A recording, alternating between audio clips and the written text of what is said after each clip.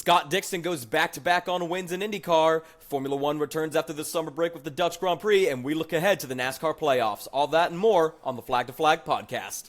Welcome, everybody, to episode 4 of the Flag to Flag podcast.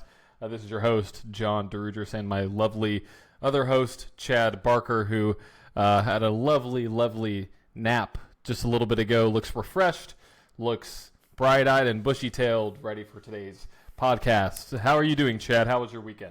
I'm all right. Weekend was okay. But I have to ask you a question. Where were you last night?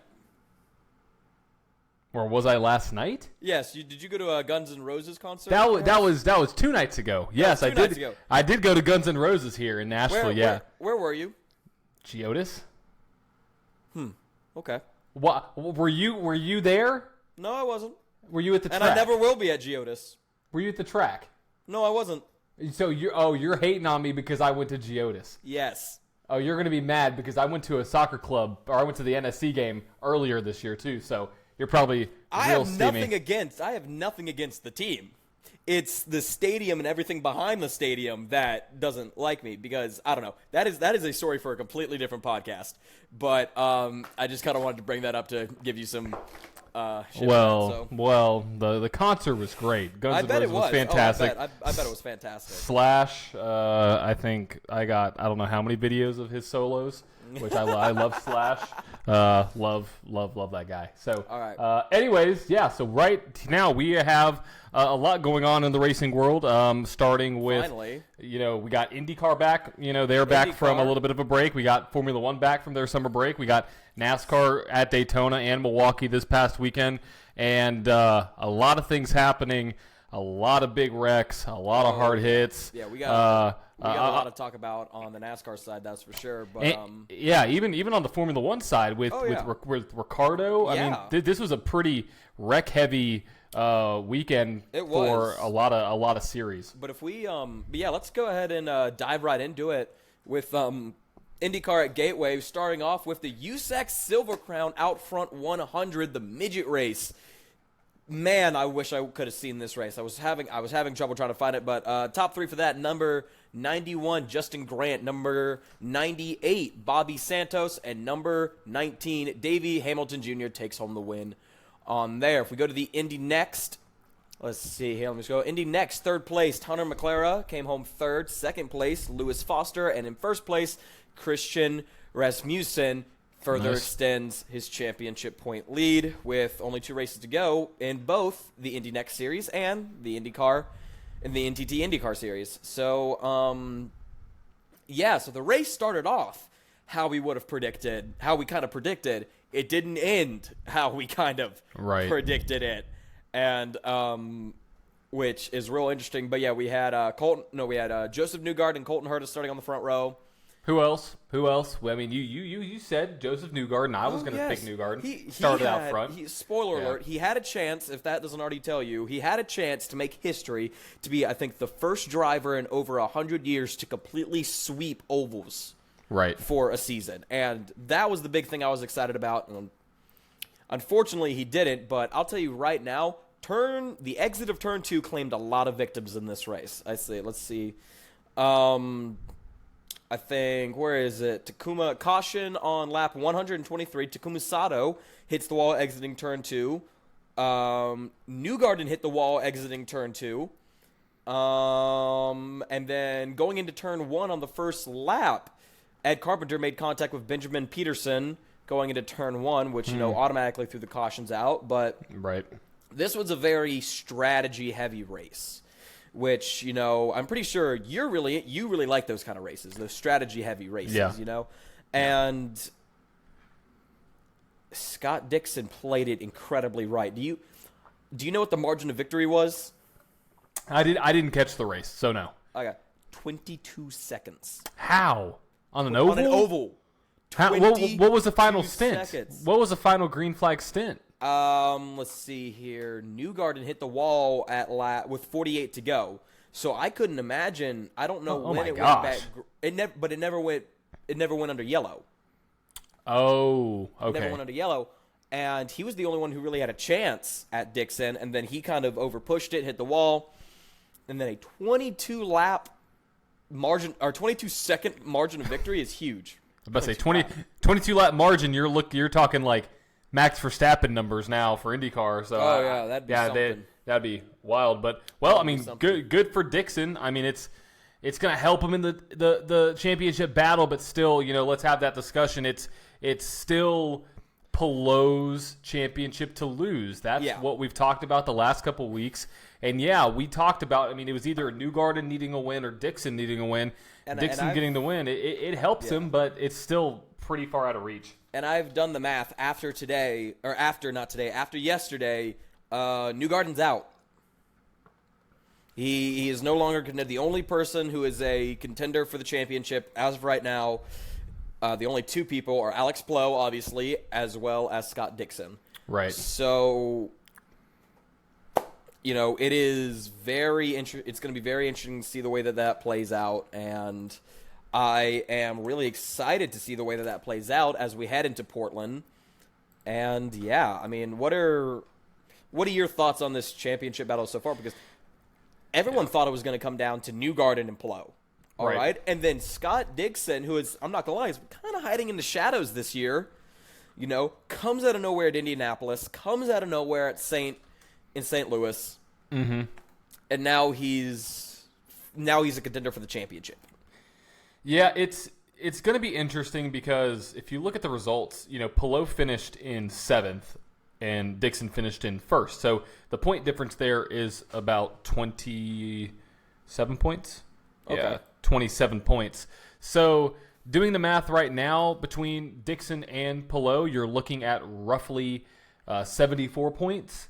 So you're having to average 37.5 points or 37 points basically, or I guess 37.5 per race, which you're talking about Dixon has to win and Palou has to finish probably in like 10th or worst with the point battle. So I mean, something's going to have to severely happen to Palou. It's what we talked about. Something's going to have to go really wrong in one of these races.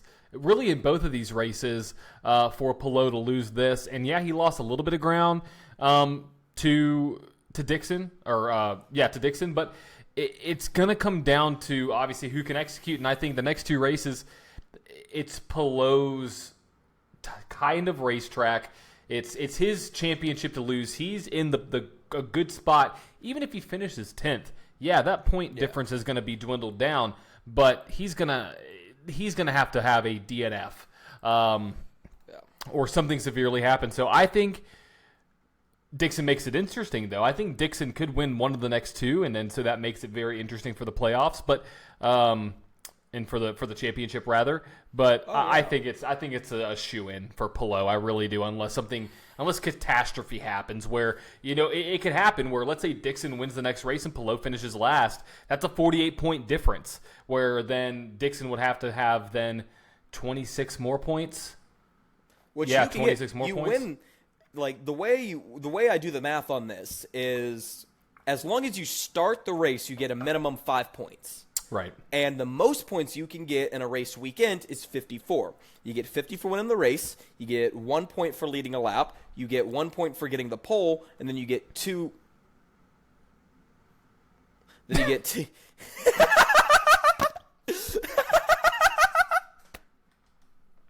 So do I clip the laugh? Do I clip the laugh and put that on social? Or do I clip the terrible math that you just did? No. Okay, so you get 1, 2, 5. Yeah, what? For those who aren't watching on YouTube or anything, I was counting to 4 and I managed to count to 5 on my hand. But what I'm saying is, if you lead the most laps, you get 2 points. If you start on pole, you get 1 point. And if you lead a lap, you get 1 point. So if you win the race, yes, 4, thank you. You're automatically, as soon as you cross the start-finish line, you're automatically getting at least 51 points every single time. All right? And the way I do the math is and I don't think we've really seen anyone, if not, it had to be a number of occasions where an oval track driver got, or it had to be like Joseph Newgarden on an oval track, get the full 54, because I don't think we've seen that much this year. Yeah, no, we haven't, and that's where I mean, Dixon is going to have to be lights out. Like, he's going to have to get the pole. He's going to have to win. And he's going to have to hope for, I mean, with doing rough math, 53 minus 37, you're looking at like 16 points. He's going to hope that Palou finishes 14th or worst in the last two races, which anything could happen. I mean, it's not unrealistic, but it's very far sought conclusion that could happen. So I think it's going to be exciting, though, because it really kind of puts Dixon back into the mix, because mathematically he still has a chance. So we'll see what happens. Yeah. But this upcoming week, where are they going this upcoming week? This upcoming week, we are headed to Portland. Nice. So, yeah, NASCAR Xfinity raced there earlier this year. Believe it or not, it's not really that much of a well-known track. You know, NASCAR races on it. It's not on iRacing. As far as I know, it's not on a Assetto Corsa. I could be wrong on that. But, yeah, they're headed to Portland. If we look at, previous results from Portland, it's, these last two races have Palou in favor, all right? We thought this race was going to be Newgarden's last chance, right? But then Scott Dixon came out of nowhere, and so now we are fully head-on on Scott Dixon and Alex Palou. And, so I am very excited to see the way that these drivers play. I mean, my favorite driver, and I would probably say your favorite driver too, is now out of the championship contention, unfortunately, but. Yeah. It still has the chance to be a fantastic race weekend, and who knows? We might see the exact opposite. We might see Palou go lights out, and then have Scott Dixon just have he's been on a high for 2 weeks, and then just comes down. This championship very well could have been settled this past weekend. Very much might be settled this upcoming weekend. So you never really know. Yeah, you never really know, but I think it's going to be interesting. I think it's going to be great to see. Now, the only issue I see with this is for Dixon to get max points, he's going to have to do something that he's not done this season, which is get a pole. He has not been on the pole once. Wow. If you look at the polls right now, Palou is tied with Power and Lundgaard and Herta, and I believe that's Grosjean for just 2 poles apiece. So, it's like it's not that likely. But if you look at it, Dixon's been very consistent. He can get it done. He's going to need to get max points, though. I mean, literally every single point matters. So this weekend at Portland, we'll see what happens. We'll see what they do. That race is going to happen on September 3rd at 3 p.m. Eastern Time, 2 p.m. Central Time. So going to be a race that I'm definitely going to tune into. But that's what we got going on. I talk about prediction really quick. I think it's going to probably be... I mean, it's Palou. I mean, talk about Ericsson, McLaughlin. I think it's one of those 3 guys. They've been pretty consistent this year at those kind of tracks.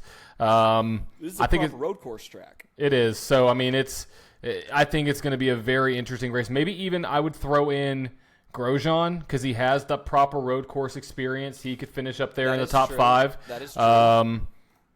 So we'll see. Well, if I had to pick a driver, I mean, I really don't know at this point. I think Palou has to win. I think even though he has the pressure on him and he does have that gap, I still think he's going to perform. I think he does get the win this weekend. But who's your pick? If you had to pick one driver, who's your pick to win this weekend? I mean, if we're talking literal sense, the same driver I'd want to win every weekend, obviously Newgarden, but as much as I want to see a championship battle, I feel like Palou, he's kind of seen how he's done these past few weeks. He's like, I need to light the fire. I need to get going, and I feel like he's going to have a good weekend. And if he doesn't lock up the championship, it's going to have to be an extreme long shot for Dixon to close it up.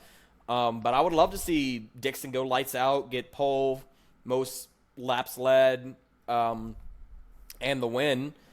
But it's really just kind of up to what happens. It's all going to come down to what happens on Sunday. Yep. Saturday might play a big factor in it as well. You never know. But it'll come down to be a fantastic race. That is for sure. I think so too. And really quick, just to recap what happened last year at Portland. I just said, Scott McLaughlin, he got total points, got max points there. Will Power finished in second, and Dixon finished in third.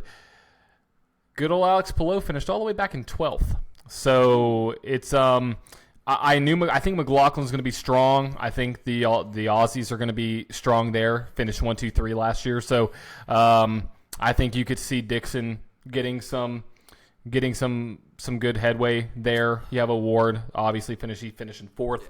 But that's what happened last year. I think, though, I'm in agreement. Palou's going to have to pull something out of the hat and have a better finish in 12th, because that just, if Dixon does get max points, you're looking at a difference of, what is that, 18 and 54, so you're looking at 36, a 36-point gain. That's right where he needs to be. So we'll see what happens.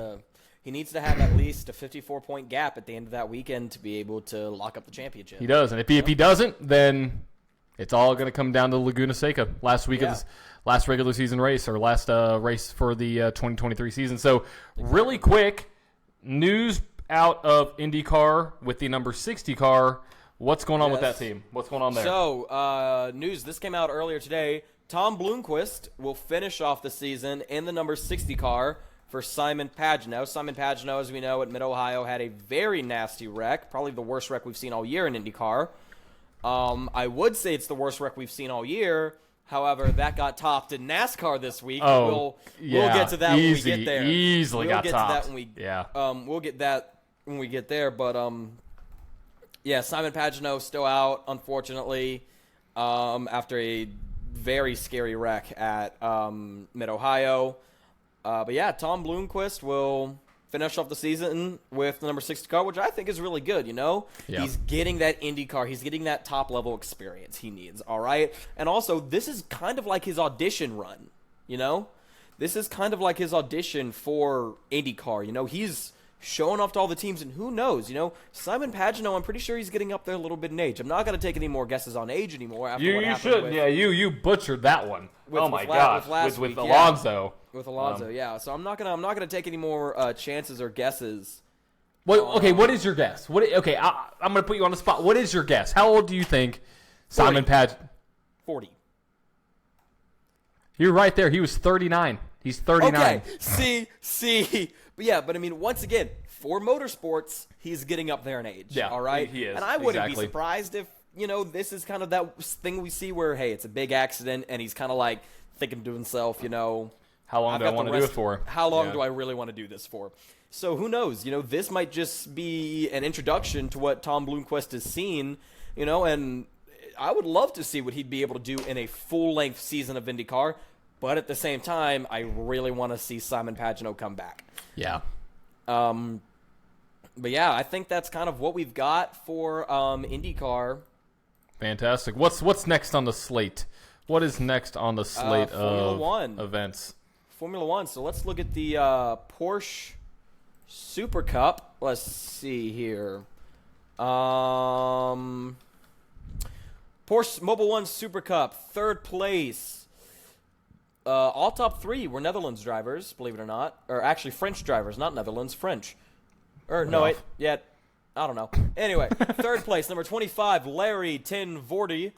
In second place, number 24, Loke Hartog. And for the win, in the number 4, Morris Schering. That is for the first of the two races they had at there. For the second race, pretty similar top three. We have Larry Ten Voorde coming in third, Baston Bus coming in second, and Loic Hartog coming home with the win. In Formula 2, in the sprint race, we had Bierman coming home third, Martins coming home second, and Hajar coming home in first. And then for the feature race, we had Crawford coming home third, Maloney coming home second, and Novalak coming home with the win. So, Formula 1. Before we get into Formula 1, you pulled something out last week. Oh, okay. Do you know what? Do you remember what you pulled out last week from Walmart? Pulled out my Leclerc car. What did I want you to do that you wouldn't? You wanted me to unbox it. I wasn't going to unbox it. So let's see who. Okay, before you pull. Okay, don't show me who you got. not showing you I'm not showing you who I got yet. Or who do you think I got? I got the only one that was available. Okay, so the only one that... Okay, well, here's the issue. I went this past week. I saw a raced Lewis Hamilton from 2022. I saw a raced Lando Norris. I saw Max again. I saw Charles. I'm going to have to say you got Max. I'm going to have to say you got Max. You didn't get Max. Ooh. No. Ooh, you get Lewis? No. Oh, you get... okay. Did you get a Williams? I did not. That would have been cool, but no. Did you get a Haas? No. There was you get only a one McLaren? left. There was only one left. A McLaren? No. Aston Martin? No. A Mercedes? No. A Ferrari? No. A Red Bull? You get Perez? Hey, there we go. There it is. I got Checo. Yeah, Move it a little closer. You can't see it. Move a little closer. The light's blocking it. The light's gonna be the light's gonna be a bit rough. There we go. There's a little bit. There we go. There it is. Nice. Was that 2023 or is that 2022? 2022. Got it. Awesome. So are we gonna unbox that? We are doing an unboxing. Since you wouldn't do it last week, I am doing it this week. I'm just really interested to see how much detail this thing has. Let's see here. I also have something else that if we're gonna do unboxing. Okay. You go ahead. I'll wait on mine. No. It's your time. I'm just preparing myself for what I got. So go ahead. So here we go. We have Nice. it in the box. Oh, it's in the case too. I didn't know that was an it actual. Yeah, I knew it was a proper case. Oh, okay. Is there any way I can take this off? Probably the screws on the. Oh, I don't know. There is a singular Phillips head screw. Let me grab the screwdriver. That may be for the car though. Yeah, so I'm wondering how on earth do I? Oh, can you take it? Ah, there it is. That's nice. There it is. I may take mine out of the box. Rubber tires. Nice. Wow. Even the front, the front wing feels very flimsy, which is kind of interesting. Even the rear wing. Look, the tires spins. Nice. Look at that. It's a connected front axle. I don't know if you can see that, but it's a there we go. Axle. Cool. Connected rear axle as well. But let me go. You grab what you want to grab while I get my screwdriver from under my bed. All right, I got you. I already got it. Okay, I am interested to see what you got. Chad has no clue what I got, but for a surprise, I got some NASCAR cards from the good old Walmart again, and pulled some pretty good ones. One that's very relevant to a driver that had a serious wreck this weekend. Pulled a 16 of 99, so I'm excited to see this. All right, you got your screwdriver? You good? I got a little screwdriver, yep. Let me see here. What were you talking about? My headphones were off. Oh, it's I just told everybody what I had. What do you have? I don't even know what you have. Exactly. I told them I was going to wait until you came back, so. Okay, well, I'm back. Well, we'll wait for that to get undone really quick. I'm gonna have a lot of fun with this. I feel like a little kid again. Yeah. I feel like a little kid. And so if you follow us on Instagram, which if you don't, Flag to Flag Pod on Instagram, you would have seen the adventure I went through to go and get this, and you would know that the hardest thing about trying to find this wasn't actually trying to find this. Was staying out of the Lego aisle, but that's beside. Oh, I got you. No, hey, Legos, it's dangerous. It's dangerous. Let me point my camera down so you can see this. Whoa. But nice rolls. It rolls. Great. Yeah. Fantastic. But, yeah, there you go. It's it is really cool. A lot of detail. I really like that. There is a lot of detail within it, which I really like. And, yeah. So, there we go. Good old Checo. Here's Checo's number 11 Red Bull.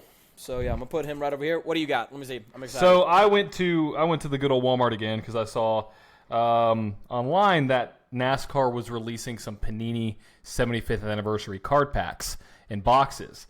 And they have... What? you look confused. You said Panini and I got hungry. Panini, the cards, like the trading card company. Panini. Never heard of him. Is it? Am I saying this wrong? I'm saying this wrong. It's Panini. Hold on. Panini? Yeah, Panini cards. The yellow logo, the yellow and red. Nothing. Hold on. I have the box right here. You got the whole box? Like one of these. Like Panini. Hold on. Where's the logo on it? You know what I'm talking about? Panini? No, I have no clue. Wow. I've never seen that brand. Wow. I think you just bought some off-brand. No, Panini is the off-brand largest trading card company in the world. I thought that was Topps. Or Topps, either one. I mean, Panini's one of them. But I pulled a couple cool cards from the pack. So I have right here, this is a number 16 of 99, Mark Martin. Pretty cool. See if you can see the really 16.99. Is it going to show up?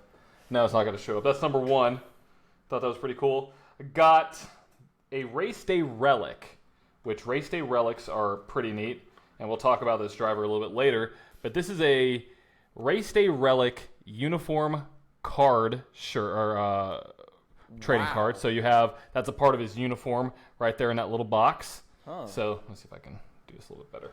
There we go. You got to do like what the frickin' TikTok makeup girls do. You got to put like your hand behind it and shit. You know what I mean? I'll stick to my methods. They can keep on doing whatever they do, which whatever they want to do. And then I have a couple what are called parallels, which are just different types of cards that just like different finishes. They increase the value of it. But I also have one more Race Day Relic that I want to show. Eric Almirola. You can see the texture in the actual uniform sleeve here that came off his uniform. So, yeah, some pretty cool stuff. I always wondered because, those guys, they, like with me, I've had the exact same race suit for a few years now, but I always kind of wondered what those guys did when they were, do they reuse fire suits? I understand that these teams have big budgets, but I don't know if it's that big. My roommate is about to walk through the door. Never mind. He went into another door. Another door? It was a different roommate. Roommate? Yeah, I mean, sometimes they keep the uniforms. Sometimes they donate them, sell them. People buy them. People, put them in museums. Okay, that is... The other, because something like this week, what's Ferrari? They're having a special livery from Monza like they do every year, which I'm very excited for. It's a beautiful. The suits are very beautiful. I love them. But would they use the exact same suits all year? It probably depends. I mean, it probably depends on what they have. I mean, Formula One. That's stuff you never really think about, though. Yeah, I mean, I think if it's definitely like a one-off, they probably don't. So like these, they're probably going to use them once. Someone's going to collect them, or someone's going to put them in. Like they're going to be for display. They're probably not going to be used again. They're going to be distributed some place. But yeah, I don't know. I mean, I know there's fire suits out there that people can buy. The only other card I wanted to show, just because he's the king, is a Richard Petty. Cool Richard Petty card. It's a parallel because you can see the finish on it. As it reflects a little bit. So yeah, love collectibles. Love trading cards. Got a lot of Jeff Gordon stuff over to my right, which you can't see. There you go. Got a couple signed cars. Yeah. And, there goes Checo. Well, he's not going to win, but there he goes. So, speaking of Formula One, speaking of Checo, who performed all right, he finished in 4th. Let's talk about what happened at Zandvoort this past weekend. As we called it, we both thought, okay, what's going to happen this weekend? Who's going to win? We both said Max Verstappen. And what happened? Max Verstappen won again. Was a little bit interesting. I thought there at the end, Alonso could have gotten... There he is. There he is. Jack we are shooting, everyone. We are live. We are live. We and are he's live. Coming in and going to chill out on the bed. There he is. Good. So for Zandvoort, it was a very interesting race. Obviously, we had some weather come in, but Verstappen took control like we knew he was going to do. A couple things that we want to talk about, though, within the race was the fact that Leclerc did not finish.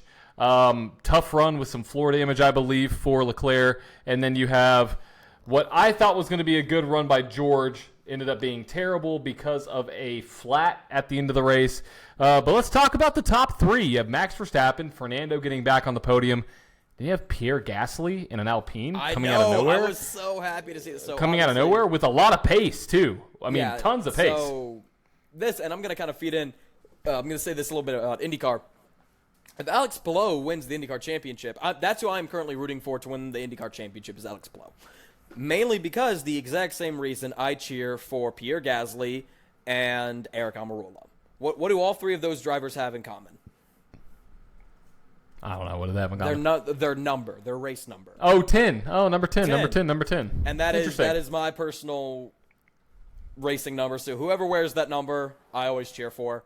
But yeah, so I was really happy to see Pierre Gasly up on the podium. Mainly just because, let's be honest, he was at Red Bull in 19. He got thrown back into AlphaTauri midway through the season, and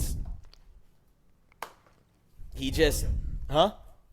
Yes, podium. But he knows what's up. Yes, let's be honest here. He wasn't getting that Red Bull seat back. Yeah, all right, it wasn't. He wasn't getting that, and I think I don't know if he signed a contract that required him to stay at AlphaTauri for that long, or he was still thinking that there was a chance he might get that seat. Right. But it was, I don't know. I've had that kind of false hope before, which I'm not saying he had that, but you never really know. And it very well could have clicked in his head, or his contract would have been up, and he's just like, hey, I need to go somewhere else. So now he's at a Mercedes-based team who, we might see something like a Valtteri Bottas, whenever George Russell's contract is up, he moves up there, or depending on where Lewis Hamilton might decide to go. I'm pretty sure Gasly's contract is through 24, though. I'm almost positive it is. So his contract is through 23 to 2024. I believe, yes. His salary in 2024. Yep. Salary, oh. I'm talking about salary. I'm reading headlines right now. But yeah, so he's, it's going to be interesting, especially with what happened with Daniel Ricciardo. Let's talk about Daniel. Got into the wall, broke his wrist and his hand. Unfortunate for Daniel. Yes. But Liam Lawson will race at Monza. AlphaTauri has confirmed that. And he will race. He's going to stay in the seat until Ricciardo returns. Until he can return. Which it's tough to see that for a guy like Ricciardo, but gives a young guy a chance. Gives somebody a chance to get into a seat, like Lawson can do. Lawson obviously didn't finish, entirely great, 13th, but still, his first race in a Formula One. First race, not bad, not bad at all. Finished ahead of Valtteri, finished ahead of Tsunoda, Magnussen. Obviously Russell had his issues, but interesting race there. But also one more thing about this race: did you know that this race was actually a record? They broke the record for most overtakes in a Formula One race. Oh, let me guess, 8. Yeah, really. Let me go back and see if it was it can't be in history, I don't believe, but I believe that it was... Another record was broken for the most consecutive race wins. Yes, it was for Max Verstappen. Also, Alonso beat Schumacher record for longest first-last podium interval. So it's been 10 years. No, not 10 years. Alonso beats Schumacher record for longest first-last podium interval. So basically what this says was, where was this? How do you phrase this? I have no clue.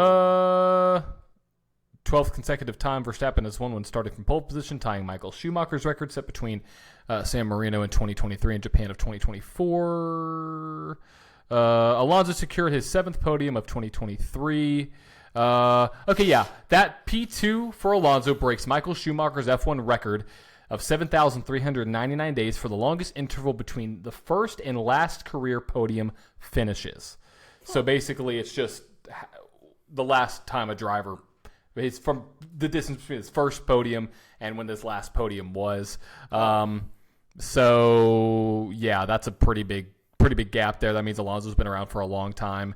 And then I'm trying to find that one other stat for this weekend.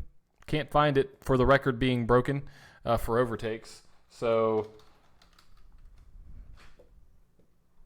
yeah, I can't find it. Weird. I don't know. It said it was there. Oh.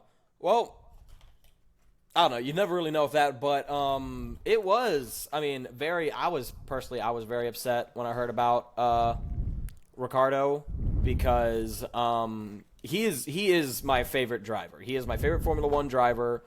I just like his attitude. You know, he's always got a positive attitude. He's always looking on the bright side of things, and you know, yeah, he gets frustrated. Yes, he's human, but. You know, he said as he exited turn 3, it was either hit the wall or hit Piastri. That was his options. And I was very upset to see that. You know, I was also very upset to see my second favorite driver of this year, Logan Sargent, wrecking out after his first top 10 appearance in qualifying. Not good. It wasn't. Not good. Alex Albon qualifying. My roommate wants to talk about Alex Albon qualifying 4th. He did, yeah. I mean, it was a good run for Albon. I mean, it was great to get into Q3 and have a chance to battle it out with everybody. So, are we starting to see some pace coming out of the Williams, or are we just because here's the thing: we saw some pace in Silverstone, and then they kind of leered back to where they were. Right. You know, and it's usually we would see something like this out of Williams once every other year. Yeah, to see that 2, possibly 3 times in a season, they're on the right track. They figured something out. They figured something out. They're figuring something out, and it's very much, something that they need to keep looking at and keep developing, and whether that be the underfloor, whether that be the side pod suspension, whatever it may be, look at it, keep developing it, but also try and advance in other ways as well. McLaren did not do as well as we expected them to do, though. I expected McLaren to do... I expected McLaren to do really well. But it was really good to see the Aston Martin back on the podium. Second place, which was really cool. And then, of course, seeing, a different team up there was also really cool as well. I don't know. Are we going to see a different... Here's a question for you. Are we going to see a different team on the top step of the podium? Next week? Or this week in Monza? Or just this in year, general? For the rest of the year. I mean, unless we have a... Verstappen's going to have to wreck. Like, that's... I don't know any other way. But then there's still Perez. We're going to have a Nico Rosberg, Lewis Hamilton, Barcelona 2016 incident. Right. I mean, we're going to have something that is just catastrophic because there's nobody that can compare. Nobody can compete with them. They're too fast. Even if they have a setback. I mean, we saw Max. Did he win from 15th this year at one point? Was it 15th, 14th, or 15th? I forget where he started. I'm not 100% sure. It was something. Yeah. So I mean, the Red Bull's got something figured out. Yeah, the chance of somebody else finishing on the podium spot, the top podium spot, so winning a race, it's very slim at this point with where we are now. I know we just got through the summer break. There are many races to go. But I would say, for this weekend, I mean, we could say that Ferrari could have a good chance, but they've, been just not great. This weekend is I shouldn't say a make or break for Ferrari, but this is where they should make a statement in their home country. They're at Monza. They got to do something. Like, you can't have, They got to give the Italian fans a show because, Imola got canceled earlier this year. Exactly. This is now going to be the home race. I mean, this is now the home race. So, so we as a Ferrari fan, I hope they have something. Maybe, I don't know. I know Leclerc's not happy. Sainz isn't happy with the pace. Nobody's happy in Ferrari because they just don't have the pace. And to clarify, this weekend was a record for the most overtakes in a Formula One race with 186. 186 overtakes. 59 were broadcast live, and Fernando Alonso performed the most with 13. So it is a record for Formula One. So let's talk about this. This upcoming weekend. Who's our pick to win? It's going to have to be Max. It's hard. It's hard to bet against him at this point. It's one of those things where it's like everyone, when you're betting on sports, you always kind of have your for sure things, but then you gotta a few people like to do like the underdog. Everyone else is an underdog. Okay? Yeah, the odds are ridiculous. Maybe Perez, maybe, but everyone else is just an underdog. I mean, they are. It's honestly like you either have a for sure bet or a long shot bet with Formula One right now. You either have a for sure bet, which there is a 90% chance that 99% chance that, Verstappen is going to take it, or you've got a 90, or you can do the 1% and choose any of the other 19 drivers on the grid. Yeah. I mean, right now, Verstappen is a minus 400 favorite to win. The next closest driver is his teammate at plus 900. That means if you bet $10 on Perez to win, you win 90, or technically 100.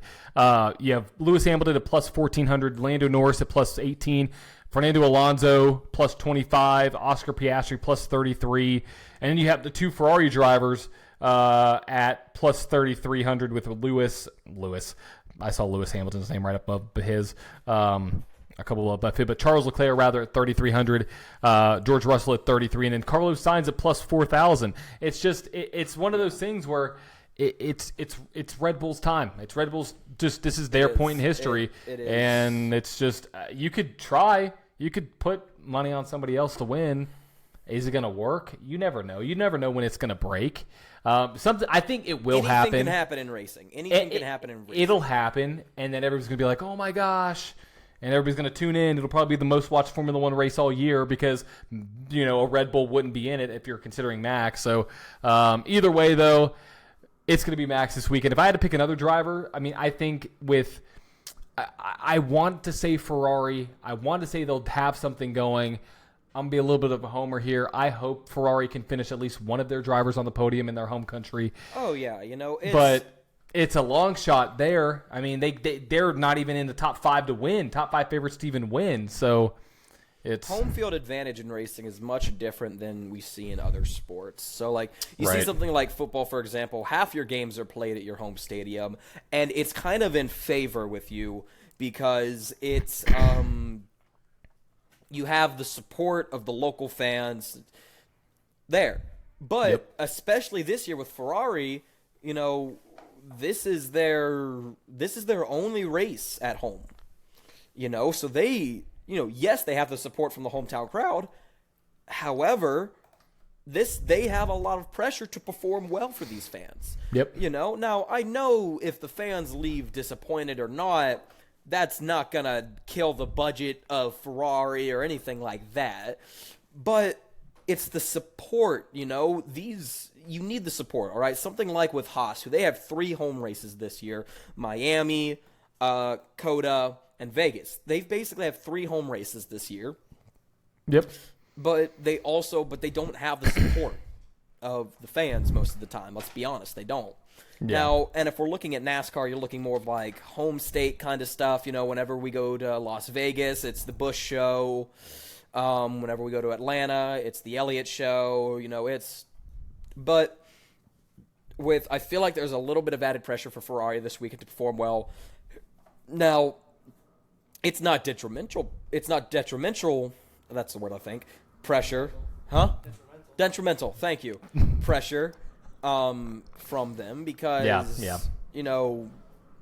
the fans aren't the ones giving out the points, but at the same time, the fans can boost that confidence. Oh yeah, especially at a home track. I mean, you see, the Max fans here at the Dutch Grand Prix. You've seen that. I mean, it's all over the place. When we go to Spain, obviously we see it with Checo and Alonso, even Mexico too. I mean, it's so important because it's a sea of either orange or red or whatever colors that driver in that team. So it's going to play an important factor. And you mentioned a team that I want to talk about really quick that you have in your notes here. Talking about Haas, we have some news around their drivers for 2024. So their driver lineup for 2024 has been confirmed that Kevin Magnussen and Nico Hülkenberg have signed contract extensions to continue driving with them for 2024. They are currently 8th in the constructors' points with 11 points total, which is not great. The same amount as Williams, which is still not great. And Hülkenberg sits 14th in points and Magnussen 18th. It's well. Here's the thing with Haas. I feel like they are still developing as a team. Yes, they've been in the sport for a little while now, but they still are a developing team. They are. And they made the mistake a few years ago with Schumacher and Mazepin, having 2 rookies on the team. They need experience. That's why they've got Nico Hulkenberg and Kevin Magnussen in there, who have had their, they are veterans of the sport. They are veterans of Formula One, and they they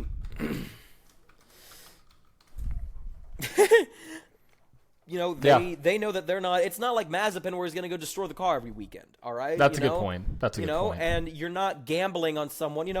Schumacher was an okay gamble. He probably didn't perform as well, but he brought the car home in one piece. He did. Yep, exactly. Weekends.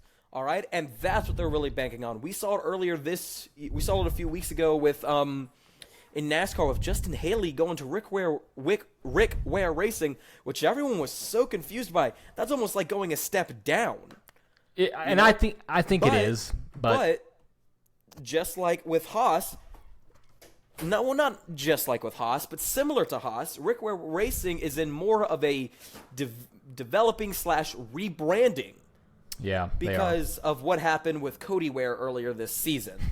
All right, and it was just like we see with more veterans of the sport, Justin Haley isn't tearing up cars every week. He's not. He's battling at super speedways. He's had pace. I love the driver. Worked his way up through the series, and so he has the talent to get it done. Now, is a Rick Ware car better than a Kaulig car? No, I don't. No. Not at all.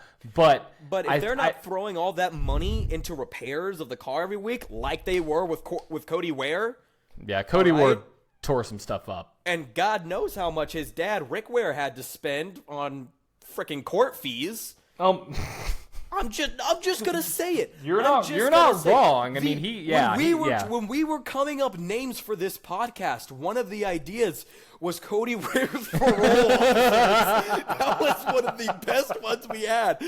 But here's the thing. Oh no. But here's the thing. Like, yes, Justin Haley, we don't see him at the front every weekend. But Matt Kaulig isn't throwing huge amounts of money to fix the cars, all right? Yeah, that's a good point. Rick Ware, Kaulig, they don't have that Hendrick, SHR, Joe Gibbs budget. They don't have that, all right? Haas doesn't have that Mercedes, Red Bull, Ferrari budget.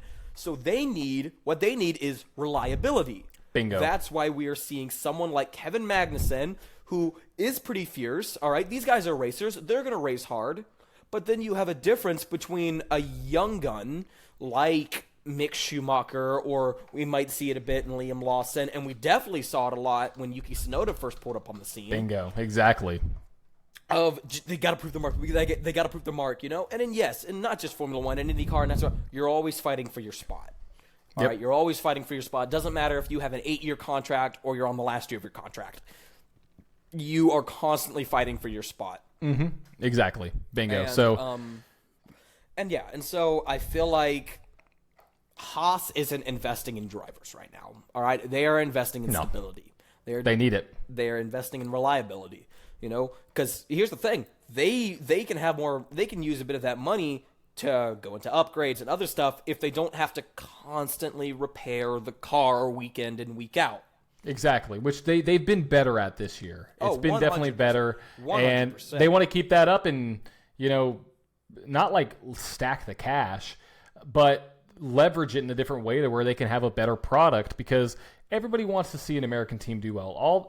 Even unconsciously, I think even if you're not a supporter of Haas and you know Formula One and you're like, oh yeah, they're an American team, there's some pride that goes with that for us Americans watching Formula One, that we want to see the American-based teams do well. We want to see, Sargent do well at Williams. We want to see Haas do well, because it represents, obviously they represent our country in a global sport, and with 3 races now in America, we want to see our team do well. So I think they're going to be on the up and up. I think I agree with you. Stability is what they need, and they did that by securing both Magnussen and Hulkenberg for 2024. So we'll see what they got going on. So on the next slate of things, let's move from Formula One to, what are we going to talk about next? Oh, yes. Sorry, I was deep in thought right there. Time for our local racing Locals. report. Yes. This week we are going to Winter Haven, Florida at Auburndale Motor Speedway. We had the Sportsman division as well as the A-Mod division. We had the Mini Stock division, the Crown Vics, and let me see here, the Street Stock. So here we go for your top three. Top three for Sportsman. In the number 5X car, Steve Gill comes home third. In the number 25W, Dylan Bigley comes home second. And in the number 56, Brandon Norris takes home the win in the Sportsman division. Let's see here. Let me get down to it. A-Mods. In your feature for the A-Mods, number 56, James Wright III from Auburndale, Florida, takes home third place after starting in third place. Starting in fourth, the number 04, Matt McCraley comes home second. And starting second, picking up the win in the number 64, Ronnie Abney coming home with the win from Lakeland, Florida. Let's see here. Oh, yep, I did. The SRQ Taxes Mini Stock. Starting on pole in the number 46, Bill Whittington came home third. Starting sixth, the number 69 of Williams Kearns coming home second. And starting third, number 17, Mike Ignol coming home in first. Let's see here. For the Crown Vic, starting 12th, fought his way back up to third. The number 27 of John Worthington. Starting sixth, came home second. And the number 28 of Dylan Bigley. And starting 10th, came home with the win, the number 7 of Dalton let's see here. DeGroff, my bad. Let's see here. I'm horrible with names. It's really all right. Maybe one week I do the local ones. Maybe. Look, we'll do that. Okay, we'll do that next week. We'll do that next week. Started third, finished third in the number 78, Rob Kuhn. Started first, finished second. The number 05 of Mike Wilson for the Street Stocks, and picking up your win. Started second, came home with the feature win. Number 7, Jeffrey Boltz. That's a cool last name. B-O-L-T-Z, Boltz. Ooh. Came home with the win. So, yeah, congratulations to all of our local track winners. If you would like your local track to be featured on the Flag to Flag podcast, email flagtoflag10@gmail.com. Let us know what your local track is, or hit us up on any of our social media platforms, whether it be Twitter, TikTok, YouTube, Instagram. Yeah, so as well as, hit us up on Gmail as well. But yeah, let's get into NASCAR. So going in for, we had both Daytona and the Milwaukee Mile. So at the Milwaukee Mile, we had both ARCA and trucks. Your top three for ARCA was Sean Higurani coming home third. Second place, Jesse Love, and with the win, William Swalich. Great race. If you want to go watch a good finish to the end, it was a photo finish between Jesse Love and Swalich, so you got to go watch that if you haven't already. Okay, so go ahead. I unfortunately didn't get a chance to watch it, but good finish.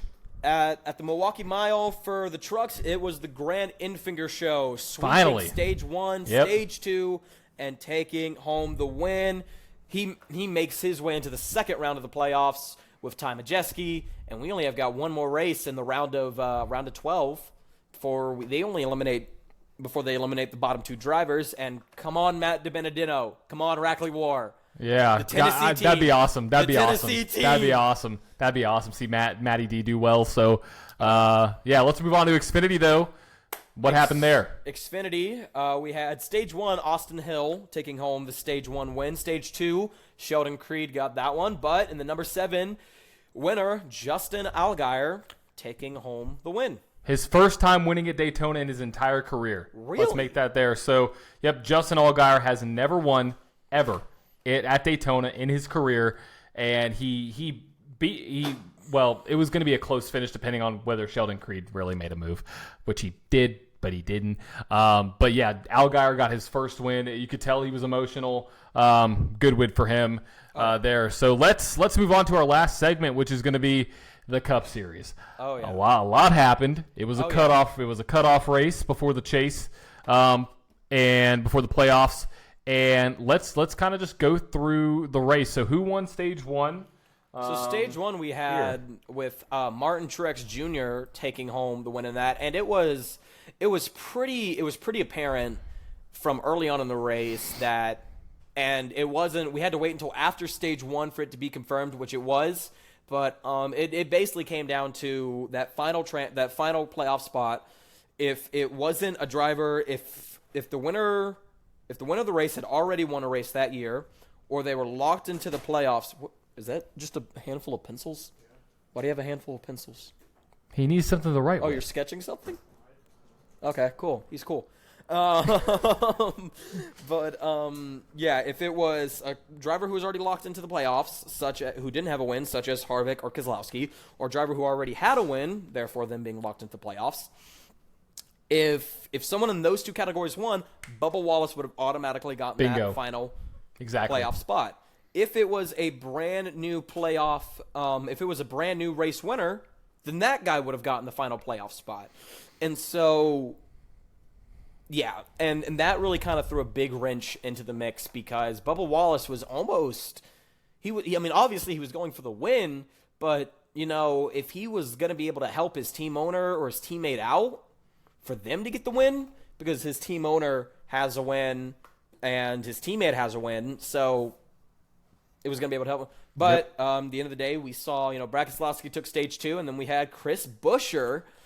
Where did RFK come from? So I made a prediction early in the season. God, here we go. Early in the season, predictions with some of my iRacing friends, I was like, RFK is going to have a good year in 2024 or 2023 because of what we saw at Bristol in 2022. I was at that race. That was the turning point, I think. They've had very good speed all year long. Both drivers are in the playoffs. And let's just talk about stats really quick. Chris Buescher has 3 wins, 6 top 5s, and 12 top 10s. Yeah. And Brad K has 6 top 5s and 11 top 10s. If you look at that, that is tied for the 4th most top 10s in the series. So only Martin Truex Jr., Kyle Busch, Byron, Bell, and Logano have more. Denny Hamlin actually has the same amount of top 10s as Chris Buescher. So interesting stat there. But, this is something that I think has started to come alive for RFK towards the end of the season. And they have a great playoff chance. They do.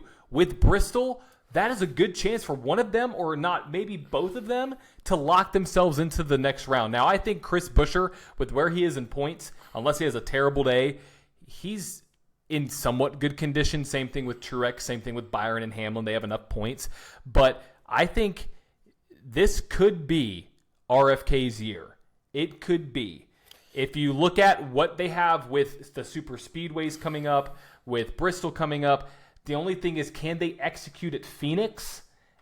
I don't know. But RFK, I don't think it's as much of a surprise as other people think, mainly because I could see where they could have gone, which is where they are now, winning multiple races, winning at a super speedway, winning at a short track at Richmond, going back to back, which was Richmond and where? Where did Buescher go back to back? Buescher went back to back. It was Richmond and was it Pocono? Maybe. Hold on. Let me look. We are horrible. We are horrible at this. I can't remember if it was Pocono or not. I don't think it was Pocono. Might have been Pocono.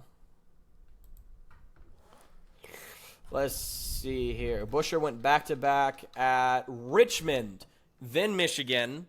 So it was Hamlin at Pocono, Buescher at Richmond, Buescher at Michigan, and then we had McDowell at the Indy Road Course, Byron at Watkins Glen, and then Buescher at Daytona. Yeah. So you're seeing kind of where we stand. Let's talk about playoffs a little bit. Buescher's in a great. Well, okay. I think, are we going to talk about the one big thing that happened, or I guess the 2 big things that happened at Daytona this week?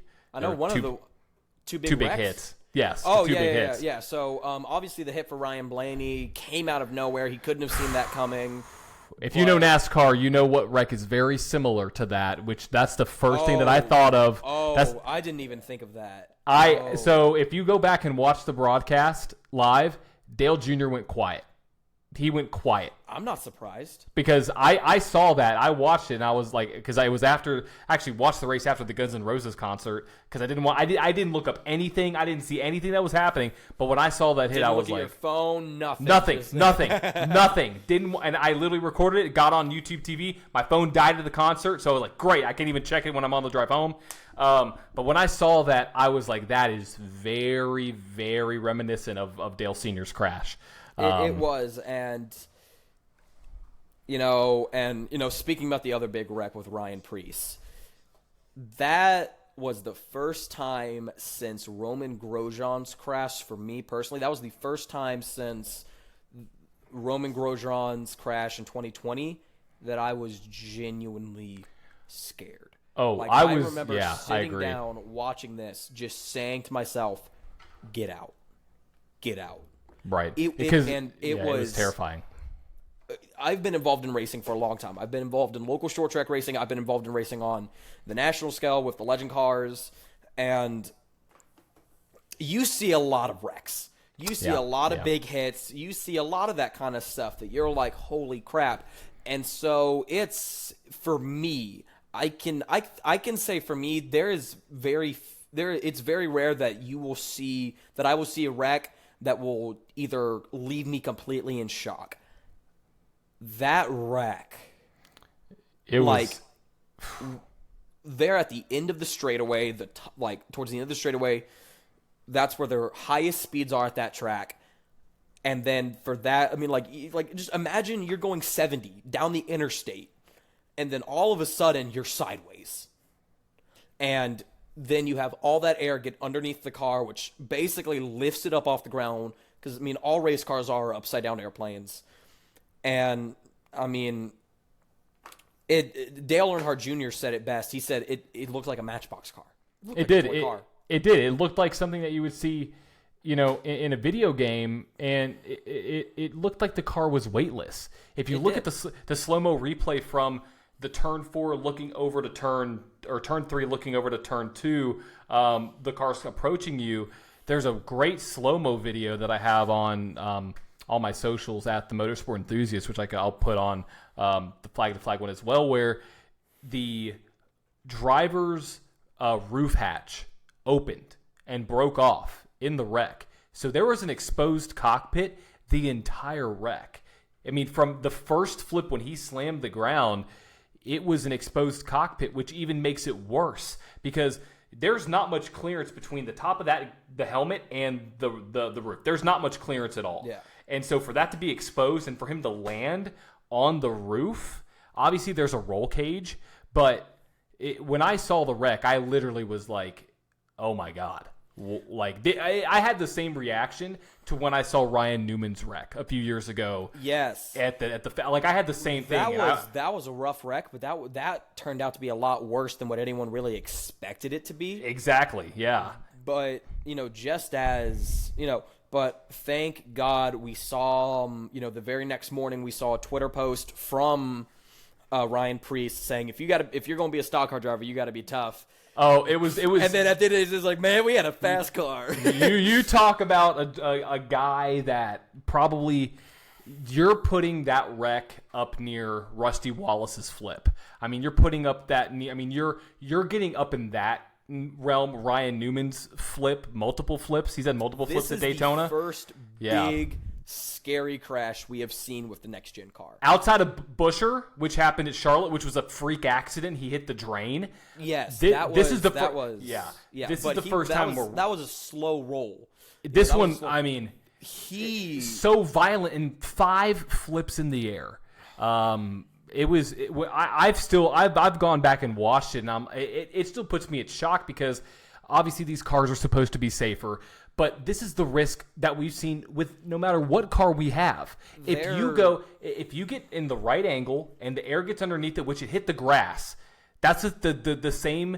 The commonalities between Buescher's wreck and Preece's, they have both been in the grass where they've gotten airborne.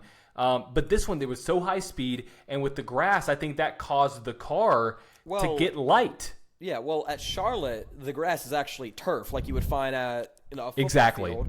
Exactly.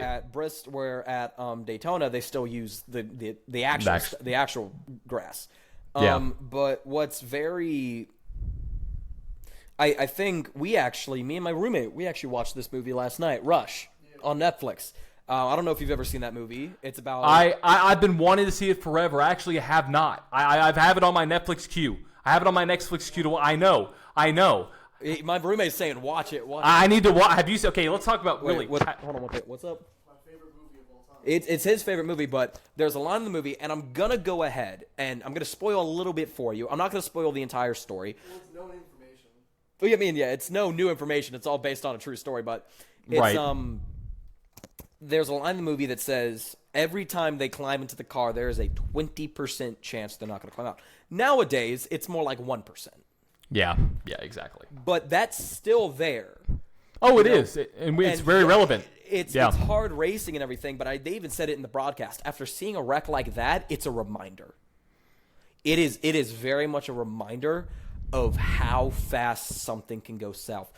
Because, yes, we had the Harrison Burton flip at Daytona in 22. We had Chris Buescher flip at Charlotte in 22. But we go to but this is the first time in this car that we have seen something this vicious, this ugly. And this is the first time, in my opinion, since 2020, Roman Grosjean crash. Before that, it was the Ryman Newman crash. But... since that was in the back of my head, it was just like he's not getting out. Yep, exactly. And I thought the same thing with the crash this year in IndyCar too. I mean, it was the same. I mean, the barrel rolls that you see with Simon Pagenaud. With Pagenaud, it was the same one. I was like, oh my gosh, because when those cars get flipping and you start to barrel roll, you don't know what's going to happen. And actually, I take this back. This reminds me of what happened with Joe Grand U. I was just about to say that. And that could have been so much worse. If that car would have gotten a little bit higher and hit that fence, you would have seen a car flip into the sands. And then there was very well at that race that the race would have lasted turn one, and then the race would have just been over. There is a very good chance, but we've been lucky. But we also throughout all of this we see.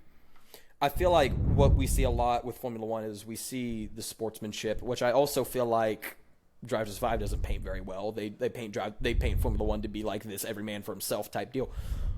In that wreck last year, George Russell still had a chance at continuing in that race. Yep. He didn't care.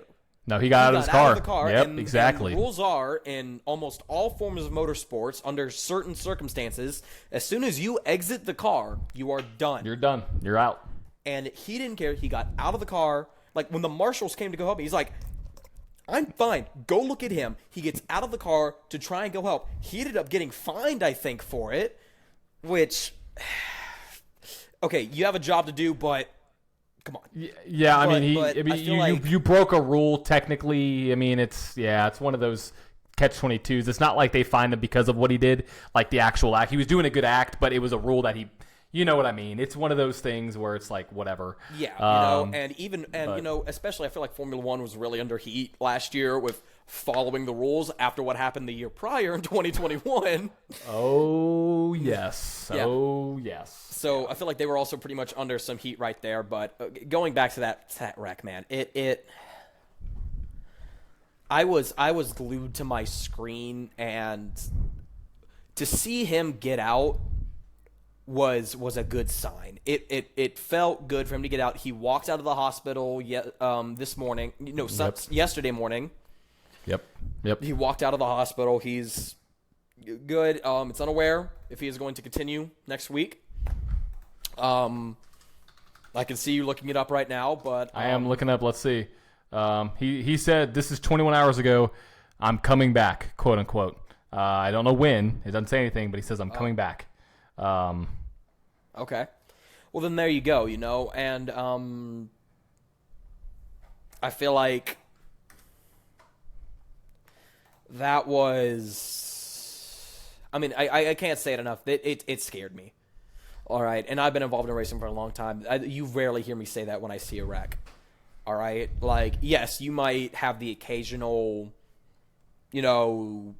stubbed finger or sprained ankle. You might have got hit a little bit of the wrong way in the seat. And you might have a bruise on your rib or something. But when you see something of that magnitude. I would love to see if anybody could calculate the G-force. I would see if anybody would. I don't know if it's even possible. I don't want to see that. I think it'd just be because they're already under enough G-force, but with especially at a track like Daytona. Oh God, yeah, and that's the thing is, it's NASCAR. I think has done a great job of, and this wreck had to prove it. I think this wreck proved that this car is safe, because we know what happened with Kurt Busch announcing his retirement. Officially, and due to the next gen car, he retired because he got hurt. I mean, let's just call it what it is. It was a regular crash. Right. It wasn't even a hard hit. Yeah, and then when you compare, what happened with Priest and what happened with Busch, and obviously very different wrecks, but one had more G-force, one had more, a violent spin, open cockpit, to him to walk out and be okay and saying I'm coming back. Comparatively to Kurt Busch and where the next gen car has gone the last 2 years, and I wouldn't be surprised. Yeah, I wouldn't be surprised if Stewart-Haas didn't take that car home. They gave it to NASCAR, or NASCAR said we're taking that car. They took it. NASCAR took the car, and just to go over it, just to say because obviously he was alert, he was conscious during the entire thing, and so the next gen car did its job. It did. It kept the driver safe, which is good. And we've seen some of those minor crashes this year that last year was constituting possible concussions. Now, they have made some good stuff. But just like, we just said a few weeks, I think I said last week or a few weeks ago, they're constantly upgrading it. They're constantly improving it. It's like whenever you're producing a product, you're constantly improving it. You're constantly making it better. But but I did want to focus in on that for a bit and just it goes to show how safe this sport is. A lot of people get scared when they realize when I first started racing, my mom was very scared about it. Yeah. Then when she saw that my brother was getting more injuries in 1 year of football than I have in my entire career in racing, there you go. It does show, motorsports is one of the safest forms of sports. It is. But let's look ahead into the playoffs. We got Darlington coming up this week. Always throws a massive wrench into the mix, especially for the first race. Yep. But this year we're not dealing with what we dealt with last year with just a car that was still in prototype testing. Yeah, exactly. That car very well, Kyle Busch, under caution, leading the race last year at Darlington, blew up. Yeah, it was terrible. Terrible. I know. Yeah. And I think we had later that year, we had Kevin Harvick catch fire just because of a rubber buildup on the exhaust. Yep. And so, but thank God, we are past that. We are. And hopefully we can have a proper championship battle now. I think we can. I mean, I think we may see Chastain Larson Part 2. We don't know. William Byron obviously took the win. So I think Hendrick is going to have a strong showing this weekend. I would love to say I think Byron could go back-to-back. There's no reason why he can't win. He knows the track. He's won here before. He should have won when Joey Logano put him in the wall. All right, what's your unbiased opinion? A Hendrick car. I mean, yeah. I think it's going to be. I do believe Byron can win this weekend, completely unbiased, because if you're looking at the playoffs, you're looking at a driver who needed momentum coming into the playoffs. That would be Byron winning at Watkins Glen. He's won here before. He had a great chance to win last year. I'm purely off of those stats, he's very good at this track. It suits his style, and I think he's going to, with now leading the points, he's going to have that bit of an edge to come back and say, I can win here again. Without a doubt, and it's very much, he's got that confidence boost. He's been there before. He's performed well there. And this is also the Southern 500. This is one of those crown jewel events where everyone, that's when they want to tick off. You got, like I said last podcast, you've got the or a few pockets ago. You got the Daytona 500. You've got the Southern 500. You got the Coca-Cola 600. This is one of those crown jewel events. This is the race. Yep. This is one of the races that we have in NASCAR, and so there's definitely going to be. It's also throwback weekend, which I'm very excited to see what a few of the schemes are. I'm almost it's the Southern 500. Southern 500 is always throwback weekend. It's always throwback weekend. They did throwback weekend a year this past. Is it throwback weekend? It's the Southern 500. Yes, it's throwback weekend. I thought throwback weekend was the first race because Byron ran a throwback Gordon scheme. You did? Yeah, he wanted the chrome, the color chrome.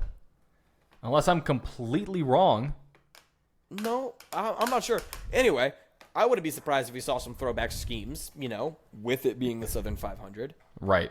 Yeah, it's going to happen. I actually don't know. I'm trying to actually look that up right now. But yeah, that's what's coming up this weekend. Yeah, throwback scheme was this past year. Yeah, the first race at Darlington was a throwback race. Yep, it was. It was a throwback weekend. So either way, it's going to be a great weekend of racing. Darlington always produces some fantastic. That exiting turn exiting turn 2 is like a magnet for cars. You got to be careful there. And we've seen if you do not hit turns 1 and 2 perfectly, you are just you're just going to right up into the wall. Smack the wall. Or get loose. You're going to get loose and spin into the inside wall, which we've seen this car do many times with many good drivers. Yes. So I think it's going to be a good week. I'm gonna pick Byron. I want to pick Byron to win though. That's going to be my pick for this weekend's race at Darlington. I think he doesn't really need it, but I think this will lock him in where he can just focus on getting as many points as possible for the next 2 going into the round of 12. So who's your pick for this weekend? I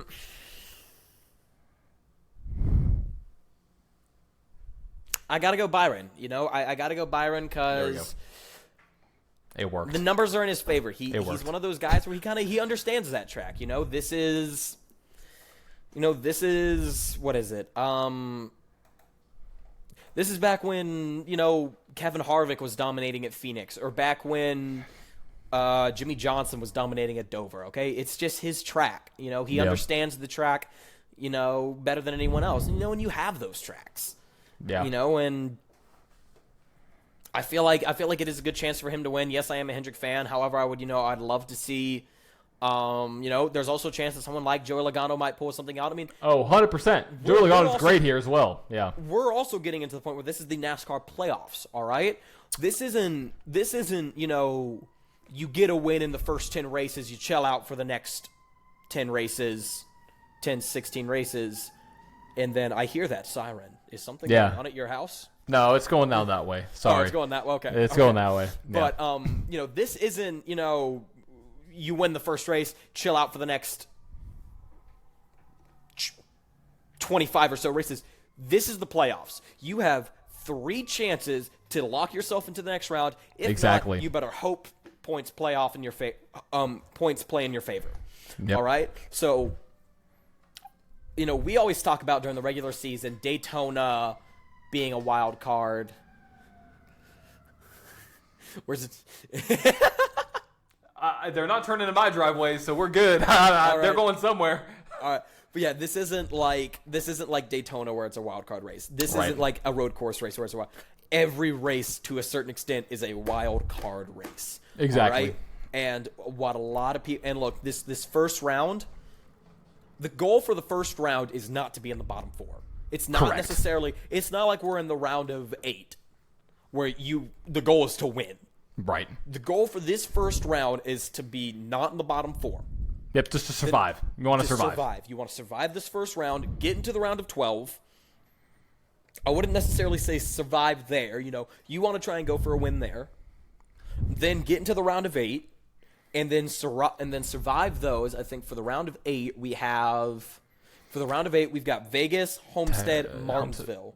So we got 2 multi-lane racetracks, and then we got a racetrack that's right on the bottom, bumper to bumper. All right, if you're 10 car lengths behind the guy you got to be. Just put it in fifth gear, hold it up against the wall, and make it, okay? Yeah, exactly. Pull a Chastain. Pull a Chastain. A Hail Melon. A Hail Melon is what they call it. Hail Melon. Yeah, they actually made that illegal for this year. They did. I hate it. It sucks. But that actual wall is at the NASCAR Hall of Fame, and I got They to see did. it. They put it there. They put it there. There you go. That's awesome. And it was really cool to be able to see. It was one of those things where I was like,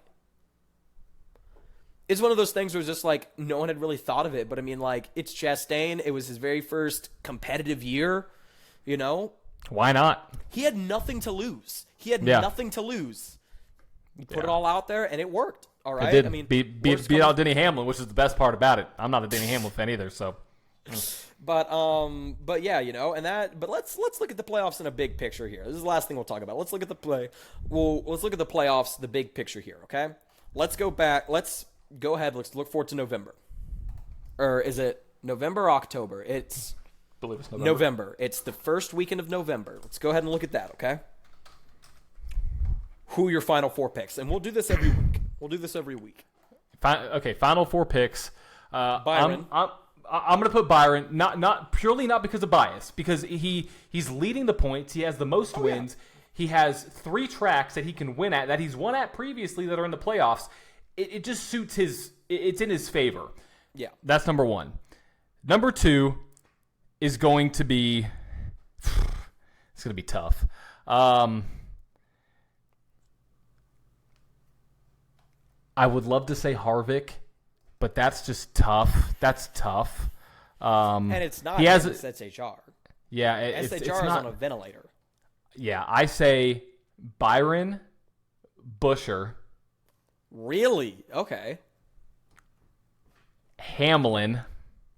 Okay. Larson. Byron, Buescher, Hamlin, Larson. All right, so I'm going to kind of be the same on that one. For me, it's going to be a Hendrick-Joe Gibbs battle. It's going to be Hamlin and Truex, because Truex has been doing really good this year. Yeah, he's great. Like, you know, he locked up the regular season championship at the end of stage 2, and congrats to him. And then it's going to be the 2 Hendrick drivers of Larson and Byron. Yep, and that's I see that. Yeah, I see that. I was gonna say Truex really quick. I was gonna say Truex, but I think Buescher is getting momentum at the right time, and with Bristol coming up, I think that is his race to win. Yeah. And I think he has the pace to be able to win at a super speedway. Look at Talladega, that's coming up. He's gonna have road course pace too with RFK. He finished 7th at Watkins Glen, so.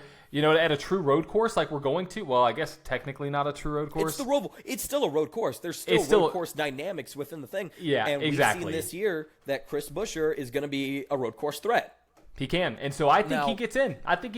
Who's winning it all? November 5th on Sunday. Who's winning it all with Buescher, Byron, Larson, Hamlin? I'm going off of stats. I have to say Byron because he won here earlier. He won here earlier in the year. I'm not making an unrealistic claim. I'm not like if he hadn't have won at the tracks that he did that are also in the playoffs, I would say that he is not my pick. I would say Truex is the pick. I mean, Truex has the most top 10s, has tied the most top 5s. He has been the most consistent driver with the only 1 DNF. Byron, though, has had more stage wins. Byron has had more wins overall. Byron seems to be able to get it done and be at the right place at the right time. He's better to think about Phoenix. Together. Think about Darlington. He's at the right place at the right time. He dominated Watkins Glen. He won at Atlanta, and I can't even keep track of where the other tracks he won at. Martinsville? Did he win Martinsville? No. I'm not sure. He won at the Phoenix. Glen. Phoenix to Glen. Phoenix to Glen. I got it right here. So we got him at the Glen. We got him at Atlanta. Yep. Darlington.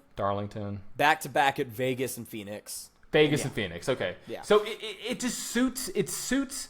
The playoffs suit where he's won in almost every single stage. It's hard to argue. It's hard to argue that. So I'm going to say Byron. It is. I'm going to say that I'm going to throw a bit of a long shot here. All right? I like throwing the long shots, and Byron's going to come second, in my opinion. And I think on the last year of his contract. Oh, my After God. years of trying. Oh, my God. And years of trying. Say what you want. I would love to see this, all right? Denny Hamlin is going to get his first NASCAR Cup Series championship. And that's where we end the podcast because Chad has gone crazy because he thinks And then he Hamlin's retires. He retires. He takes full-time, part-time ownership. He's going to pull a Peyton Manning. He's going to pull a Peyton Manning, win it all, then gone. He's gone. Pull a Nico Rosberg, win it all, and just dip. All right? But, but yeah, I feel like let's do that every podcast, figure out who our Final Four is, and then who we think is going to win the championship. I'm just going off a bit of a long shot. That might as well change. I don't think he's a long shot, though. I think he has a good chance. I mean, he's been able to finish up front. He has consistent pace. Him and Martin Truex Jr., great with the Toyotas. I mean, think about Martinsville. Martinsville is going to suit them very, very well. Yeah. I think it's a good shot. Talladega, also a good shot for Hamlin. I think it's a good pick. I mean, I think any of those guys, obviously they're the top three, but when you look at the tracks that are coming up in the playoffs, those are the tracks that they have been historically good at. No reason to think why that should change unless something crazy happens. I do want to say one thing. I think Harvick could come close. I think Harvick could have a good day. Same thing about Busch, Kyle Busch. I think there's a lot of people who I think would love to see the number 8 for the championship. Oh, either that or Kevin Harvick, either one of those. And I think Harvick could win at Darlington. He's won there so many times. And I think he could get it done. He's won at Phoenix a lot. I mean, it suits him as well. And he doesn't have a win. He only has 6 top 5s. But he could be there at the end. So I mean, he's got to be hungry for one, all right? Look, it's his final season. It's going to happen. After this, I wouldn't be surprised if he's full in on Keelan Harvick, his son, racing. Oh, 100%. Or Piper Harvick racing, because Piper started racing in go-karts. Exactly. I've actually seen Keelan Harvick race in real life at, cool. What's it called? At Winter Nationals for Legend Cars. Nice. So, it's been really interesting to see what he's been able to do in there. But yeah, it's very exciting to see all this play out. And I feel like, man, I'm already excited for Darlington, but I think that wraps it up. I think it does. Yeah. I think this is our longest podcast yet. One of our longest, yeah, I would say, with an hour. Ones. I think it's going to be an hour 20, hour 25, depending on editing time. But either way, we appreciate everybody for tuning in to another episode of the Flag to Flag podcast. If you haven't already, follow us on our 4 social media platforms. Flag to Flag podcast on IG, Flag to Flag podcast, or Flag to Flag _ podcast on IG, my bad. Flag to Flag podcast on then TikTok, YouTube, and Facebook. Make sure to subscribe, give us a like, and share this with anybody who is a racing fan who likes to hear about everything going on in the motorsport world. We will be posting weekly podcasts for the foreseeable future until racing is no more. Out. Or that's a good point. Or we get birds out, yeah. I think it's hard it's to do it during the off season. Come November, like mid to late November. We could come up with silly season stuff like there's no tomorrow. We could do a lot of stuff, and that's where you can chime in too, along with the local racing report. And if you want to get your local short track featured, or if you want us to talk about a specific topic, email us at flagtoflag10@gmail.com. Or if you want to hear any specific topics going forward about a specific driver, team, silly season, series, doesn't matter. Email us at flagtoflag10@gmail.com. But from the good old Flag to Flag studios here, we are going to sign out. Thank you again for listening. This is John and Chad from the Flag to Flag podcast. We've reached checkered flag. See y'all later.